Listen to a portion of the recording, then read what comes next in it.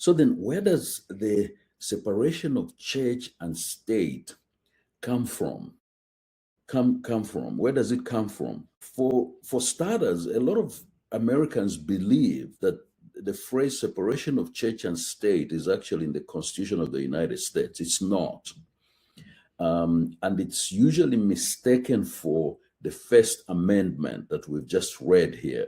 The separation of church and state was a phrase that was coined by President Jefferson, Thomas Jefferson. He was replying. He coined it, and it was in a letter that he wrote to the Danbury Baptists of Connecticut to assure them that their fears of the state creating or establishing a religion, their fears were taken care of in the First Amendment. And he wrote to them on January 1st, 1802, to assure them. So it was a letter that was written, and in that letter, he mentioned, or he coined, this phrase: a war of separation between church and state has been taken care of in the First Amendment. So you need not fear that the newly founded Constitution will create a state religion. So this was in a letter to the Danbury Baptists in Connecticut, and it's not in the Constitution. The phrase separation of church and state is not in the Constitution of the United States, and it's not the First Amendment at all.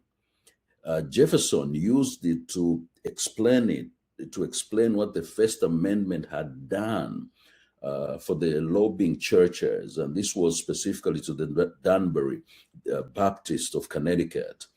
Those are the ones he directed that letter to, and in it, he had coined this phrase: a war of separation between church and state.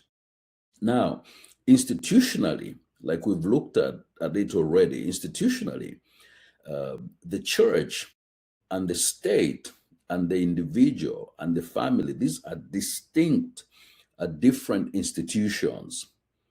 And they are all created and mandated by God, but they are distinct institutions. So yes, the separation of the church and state, in fact, Article 1, the First Amendment of the Constitution of the United States, it actually, the role was to stop the state intervening in the business of the church, okay? But it was never meant to say that Christian values and beliefs cannot be applied in the governance of the United States or any other nation at all.